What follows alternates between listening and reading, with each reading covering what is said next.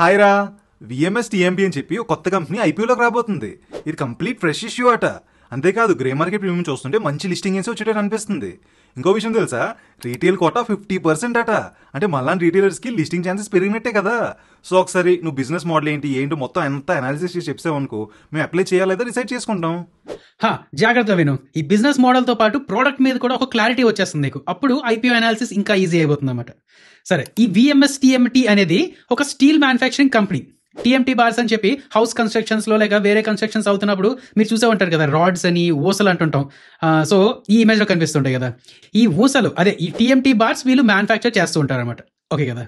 ఇంకా వీళ్ళు ఒక ఇంటిగ్రేటెడ్ స్టీల్ మ్యానుఫ్యాక్చర్. ఇంటిగ్రేటెడ్ అంటే రా మెటీరియల్ నుంచి ఫైనల్ ప్రోడక్ట్ వరకు మొత్తం ప్రాసెస్ వీళ్ళే చేసుకుంటూ ఉంటారు ఒకే ప్లాంట్లో. వీళ్ళ ఆర్హెచ్పి ప్రకారం వీళ్ళు చెప్తుంది ఏంటంటే, ఎక్కువగా స్క్రాప్ మెటీరియల్ ఉంటుంది కదా పాత స్టీల్, ఆ స్క్రాప్ని రా మెటీరియల్గా తీసుకొని కరిగించి ప్రాసెస్ చేసి ఈ టీఎంటీ బార్స్ అనేది చేస్తూ ఉన్నారంట వీళ్ళు. నెక్స్ట్, ఆ టీఎంటీ బార్స్ వీళ్ళు తయారు చేసిన తర్వాత బయటకు వెళ్ళి మార్కెటింగ్ చేయాలి, బయర్స్ని వెతకాలి, వాళ్ళకి అమ్మాలి అనే ఒక టెన్షన్ వీళ్ళకి ఉండదు. ఎందుకంటే ఆ టీఎంటీ బార్స్కి కామధేను నెక్స్ట్ అనే వేరే వాళ్ళ బ్రాండ్ వేసి బయటకు అమ్ముతుంటారు అనమాట. సో బ్రాండింగ్ అని, ప్రమోషన్స్ అని అవన్నీ కామధేను వాళ్ళు చూసుకుంటారు. వీళ్ళు ఈ విఎంఎస్ టీఎంటీ వాళ్ళకి మెటీరియల్ తయారు చేసి ఇచ్చేయడం. అర్థమైందా లేదా? అర్థమైనట్టే ఉంది. కాకపోతే ఆల్రెడీ స్టీల్ సెక్టర్లో చాలా పెద్ద పెద్ద కంపెనీస్ ఉన్నాయి కదా కాంపిటీటర్స్. టాటా స్టీల్ ఉంది, జేఎస్డబ్ల్యూ స్టీల్ ఉంది, సేల్ ఉంది, ఇంకా చాలా కంపెనీస్ ఉన్నాయి కదా. సో వాటితో కంపేర్ చేసుకుంటే వీళ్ళ డిఫరెన్స్ ఏంటి?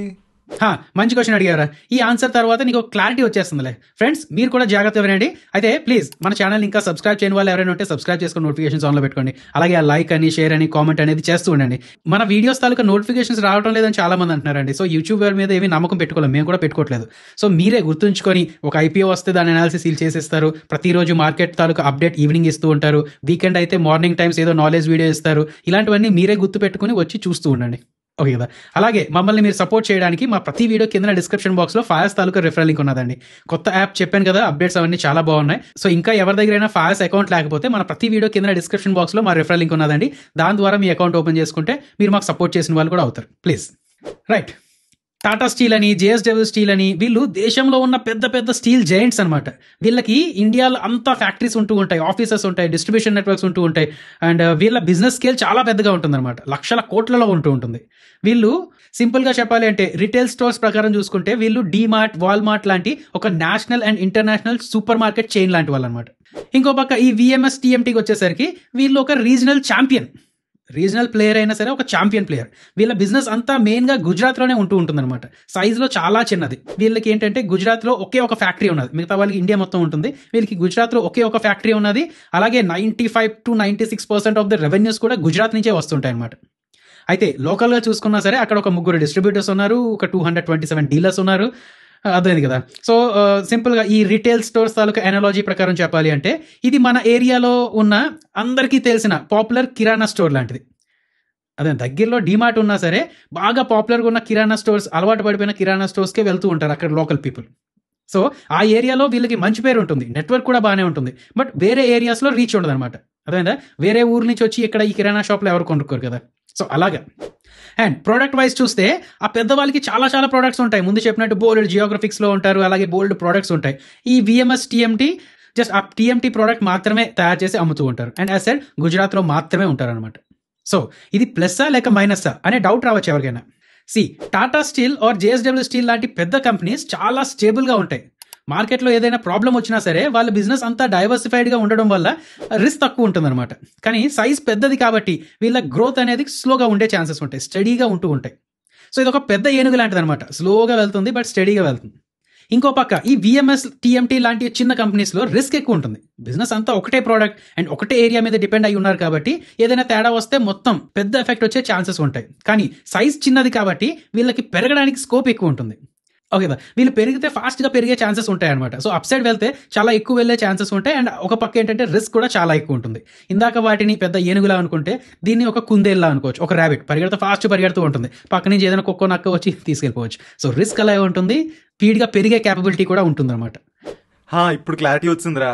అయితే ఇప్పుడు చెప్పేది బేసిక్ డీటెయిల్స్ అన్ని. అమ్మయ్య, మన వాళ్ళకు క్లారిటీ వచ్చింది. ఫ్రెండ్స్, మీకు కూడా క్లారిటీ వచ్చిందా లేదా కింద కామెంట్స్లో పెట్టండి. రైట్, బేసిక్ ఐపీఓ డీటెయిల్స్ చెప్తే సెప్టెంబర్ 17 నుంచి 19 వరకు ఐపీఓ ఓపెన్లో ఉంటుంది. ఒక్కో షేర్ ప్రైస్ 94 to 99 రూపీస్గా ఫిక్స్ చేశారు. 100 రూపాయల లోపల కాబట్టి రిటైలర్స్ కూడా కొంచెం ఎక్సైటింగ్గా అనిపిస్తూ ఉంటుంది. ఒక లాట్కి 150 షేర్స్. సో ఈ ఐపీఓ అప్లై చేయడానికి మినిమం 14,850 రూపీస్ ఉండాలి. ఇంకా వీళ్ళు ఈ ఐపీఓ ద్వారా 148.5 crores రేస్ చేస్తున్నారు. చిన్న అమౌంటే. అండ్ నువ్వు స్టార్టింగ్లో చెప్పినట్టు 100% ఫ్రెష్ ఇష్యూయే. అండ్ ఇంకొకటి ఏంటంటే ఇందులో ఈ 148 crores 150 crores డెట్స్ తీర్చడానికి యూజ్ చేస్తున్నారు. అండ్ మిగతాది కార్పొరేట్ పర్పసెస్ అని, వర్కింగ్ క్యాపిటల్ అని ఇలా చెప్తున్నారు అనమాట. 100% ఫ్రెష్ ఇష్యూ కాబట్టి మంచి న్యూసే. అయితే ఒకసారి వీళ్ళు ఫైనాన్షియల్స్ గురించి చెప్పరా? వీళ్ళు గ్రో అవుతున్నారా? ప్రాఫిట్స్లోనే ఉన్నారా? ఫైనాన్షియల్స్లో చూస్తే FY25లో వీళ్ళ రెవెన్యూ 770 crores. అయితే FY24లో 873 crores ఉందన్నమాట. సో దాంతో పోలిస్తే వీళ్ళ రెవెన్యూ 12% తగ్గింది. ఇది ఒక నెగిటివ్ పాయింట్. ప్రాఫిట్స్లో చూస్తే ఇక్కడ అసలు ట్విస్ట్ ఉన్నదనమాట.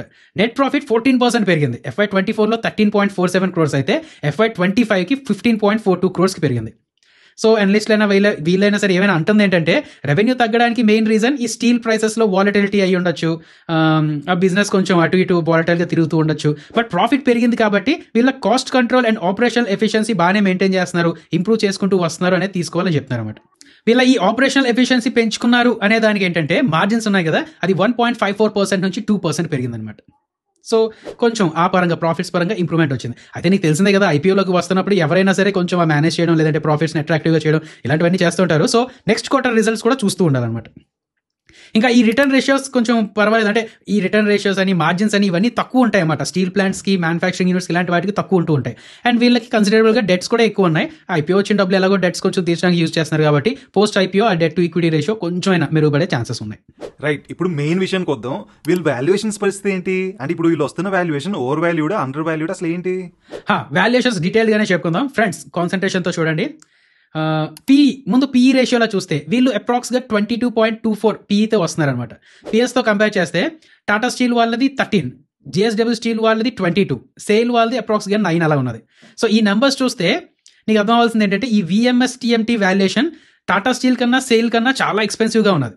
బట్ JSWతో మాత్రం అట్ పార్లో ఉన్నది. కానీ JSW అనేది ఒక పెద్ద డైవర్సిఫైడ్ నేషనల్ ప్లేయర్, VMS అనేది ఒక చిన్న రీజనల్ ప్లేయర్ చెప్పుకున్నాం కదా. సో పీ రేషియో ప్రకారం చూస్తే వాల్యుయేషన్ కొంచెం అగ్రెసివ్ ప్రైస్లోనే ఉన్నట్టు అనిపిస్తుంది.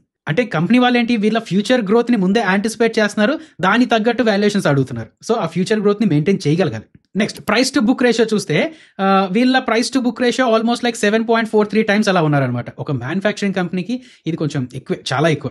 సో ఇక్కడ కూడా అంతే. మార్కెట్ ఏంటంటే ఈ కంపెనీ అసెట్స్ ఫ్యూచర్లో పెరగబోతాయి, అర్నింగ్ పొటెన్షియల్ పెరుగుతూ వీళ్ళ తాలూకు అసెట్స్ కూడా పెరుగుతూ ఉంటాయి అని మార్కెట్ ముందే డిస్కౌంట్ చేస్తున్నట్టు. నా ఈవీ టు ఎబిటా రేషియో చూద్దాం. ఎందుకంటే ఇలాంటి స్టీల్ ప్లాంట్స్ అంటే క్యాపిటల్ ఇంటెన్సివ్ సెక్టర్స్లో ఏంటంటే కేవలం పీఈ చూడడం కరెక్ట్ కాదు. ఎందుకంటే డిప్రిషియేషన్ అని, ఇంట్రెస్ట్ అని ఇలాంటి నాన్ ఫైనాన్స్ కాస్ట్స్ వల్ల నెట్ ప్రాఫిట్ ఏదైతే ఉన్నదో తక్కువ కనిపిస్తూ ఉంటుంది. అందుకని మనం ఈవీ టు ఎబిటా చూస్తే, అంటే ఎంటర్ప్రైజ్ వాల్యూ టు ఎబిటా చూస్తే ఈ ఈవీ టు ఎబిటా రేషియో 5.91% ఉన్నది. నార్మల్గా చూసుకుంటే 6 to 7 అనేది ఒక డీసెంట్ రేషియో అంటూ ఉంటారనమాట. సో దాని ప్రకారం చూసుకుంటే ఇది మరీ ఓవర్ వాల్యూడ్ లాగా ఏం కనబడలేదు ఆ ఈవీ టు ఎబిటా ప్రకారం చూసుకుంటే. బట్ మొత్తం అంతా చూసుకుంటే మాత్రం ఒక చిన్న కంపెనీకి గ్రోత్ ఎలా ఉంటుంది అనే అన్సర్టనిటీ ఉన్న కంపెనీ ఇంత హై వాల్యుయేషన్స్లో రావడం అనేది కరెక్ట్ కాదు. అంటే వచ్చింది కాబట్టి మనం ఏం చేయలేం. బట్ అదే ఫ్యూచర్లో వీళ్ళ గ్రోత్ని కూడా ముందే యాంటిసిపేట్ చేయగలిగితే ఓకే అనమాట. లేదు వీళ్ళు ఎక్కడ ఒక క్వార్టర్ 2 quarters అటు ఇటు తడబడ్డారంటే మాత్రం వాల్యుయేషన్స్ బాగా తగ్గిపోయే ఛాన్సెస్ ఉంటాయి. అంటే షేర్ ప్రైస్ ఫాల్ అయ్యే ఛాన్సెస్ చాలా ఎక్కువ ఉంటాయి. ఒకవేళ ఎవరైనా లాంగ్ టర్మ్కి కంపెనీలు ఇన్వెస్ట్ చేయాలనుకున్నారనుకో, వాళ్ళు కన్సిడర్ చేయాల్సిన రిస్కీ పాయింట్స్ ఏమైనా ఉంటే చెప్పరా? రిస్క్లా చూస్తే first high geographic concentration. 99% of the revenues కేవలం గుజరాత్ నుంచే వస్తుంది. సో రేపు గుజరాత్లో కన్స్ట్రక్షన్ డిమాండ్ తగ్గినా, లేక వేరే కాంపిటేటర్ స్ట్రాంగ్గా ఎంటర్ అయినా సరే, ఆర్ స్టేట్ పాలసీస్ మారినా సరే వీళ్ళ బిజినెస్ మీద డైరెక్ట్ ఎఫెక్ట్ పడే ఛాన్సెస్ ఉన్నది. అది పెద్ద రిస్క్. 2 కన్జ్యూమర్ కాన్సన్ట్రేషన్, అదే కస్టమర్ కాన్సన్ట్రేషన్. వీళ్ళ బిజినెస్ ఏంటంటే టాప్ 10 customers మీదే డిపెండ్ అయి ఉంటుంది. ఆ top 10 customers-కి 92 to 97% of the revenues అక్కడి నుంచే వస్తున్నాయి అనమాట. సో ఒకవేళ ఆ పెద్ద కస్టమర్స్ వేరే వాళ్ళని చూసుకున్నా, లేక వాళ్ళ బిజినెస్ బాగోపోయినా సరే వీళ్ళకి పెద్ద దెబ్బ పడే ఛాన్సెస్ ఉన్నాయి. 3 కమోడిటీ ప్రైస్ వాలిటిలిటీ. తెలిసిందే కదా, స్టీల్ ఇండస్ట్రీ అంతా రా మెటీరియల్, ఐరన్ ఓర్ చూసుకున్నా, స్క్రాప్ చూసుకున్నా, బిల్లెట్స్ చూసుకున్నా, ప్రైసెస్ ఎప్పుడు మారుతూ ఉంటాయి అనమాట. ఆ ప్రైసెస్ మారితే వీళ్ళ తాలూకా మార్జిన్స్ కూడా మారుతూ ఉంటాయి. అదేందా, ఇప్పుడు వీళ్ళ తాలూకా ఇన్పుట్ కాస్ట్, స్క్రాప్ తాలూకా కాస్ట్ పెరిగిపోయింది, వీళ్ళు అవుట్పుట్ కాస్ట్ పెంచలేకపోతే మార్జిన్స్ తగ్గుతూ ఉంటాయి. అవుట్పుట్ కాస్ట్ పెంచితే వేరే కాంపిటేటర్స్ ఉన్నారు కదా, వాళ్ళ ప్రైసెస్ చీప్గా ఉండడం వల్ల వాళ్ళకి బిజినెస్ వెళ్ళిపోతుంటుంది. సో ఆ ప్రాబ్లమ్స్ అనేది ఉంటూ ఉంటాయి. Next brand licensing dependency. వీళ్ళు కామధేను బ్రాండ్ మీద ఎక్కువ డిపెండ్ అవుతున్నారు కాబట్టి రేపు ఆ అగ్రిమెంట్ రెన్యూ అవ్వలేకపోయినా, వాళ్ళు వేరే వాళ్ళని చూసుకున్నా, లేక టర్మ్స్ మారినా వీళ్ళ మార్కెట్ ప్రెజెన్స్ మీద ఎఫెక్ట్ పడుతుంది. ఓకే కదా. Next high competition. అదైతే కామన్ అందరికీ. స్టీల్ సెక్టర్లో కాంపిటీషన్ మామూలుగా ఉండదు. టాటా అని, జేఎస్డబ్ల్యూ ఇలాంటి పెద్ద పెద్ద ప్లేయర్స్ ఉంటారు. అండ్ వేరే చిన్న చిన్న ప్లేయర్స్ లైక్ శ్యామ్ స్టీల్ అని ఇలాంటి బ్రాండ్స్ కూడా ఉంటూ ఉంటాయి, పోటీ ఉంటూ ఉంటాయి. And sixth cyclicality. మొత్తం ఇండస్ట్రీ వైజ్ చూసుకున్నా సరే ఎకానమీ మీద డిపెండ్ అయి ఉంటుంది అనమాట. వర్షాకాలం అయితే కన్స్ట్రక్షన్ ప్రాజెక్ట్స్ లేట్ అవుతూ ఉంటాయి, సిమెంట్ కూడా వాళ్ళ తాలూకా మార్కెట్ కూడా తగ్గుతూ ఉంటుంది. ఈ స్టీల్ డిమాండ్ అనేది ఎప్పుడు ఎకానమీతో లింక్ అయి ఉంటుంది అనమాట. సో సిక్లికాలిటీ అండ్ సీజనాలిటీ కూడా ఎంతో కొంత ఎఫెక్ట్ అవుతూ ఉంటుంది వీళ్ళకి. సరే, అదే ఫ్లోలో ఒకసారి స్ట్రెంత్స్లో చెప్పేసుకుంటే బ్యాక్వర్డ్ ఇంటిగ్రేషన్తో వీళ్ళు స్క్రాప్ నుంచి ఇక్కడ వరకు మొత్తం వీళ్ళే చేసుకుంటూ ఉంటారు కాబట్టి కొంచెం కాస్ట్ కంట్రోల్ చేసుకుంటూ ఉండొచ్చు, మార్జిన్స్ మీద కంట్రోల్ అనేది ఉంటూ ఉంటుంది. అండ్ అలాగే వీళ్ళు ఒక 15 మెగావాట్ సోలార్ పవర్ ప్లాంట్ కూడా ప్లాన్ చేస్తున్నారంట. సో అది కూడా సక్సెస్ఫుల్గా ఎగ్జిక్యూట్ అయిపోతే వీళ్ళ ఫ్యూచర్ మార్జిన్స్ ఇంకొంచెం మెరుగుపడే ఛాన్సెస్ ఉంటాయి, అది ఫ్యూచర్లో.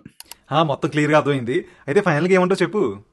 ఫ్రెండ్స్, స్టార్టింగ్లో డిస్క్లైమర్ ఇచ్చినట్టు ఇదేమి డైరెక్ట్ ఫైనాన్షియల్ అడ్వైస్ కాదు. డైరెక్ట్గా అప్లై చేసేసుకుంటానో చేయొద్దనో చెప్పడం లేదు. బట్ చెయ్యాలి అనుకుంటే ఏం కన్సిడర్ చేయాలి అండ్ చెయ్యొద్దు అనుకోవడానికి ఎలాంటి ఇష్యూస్ తీసుకోవాలి ఏంటి అనేది నేను చెప్తాను, జాగ్రత్తగా వినండి.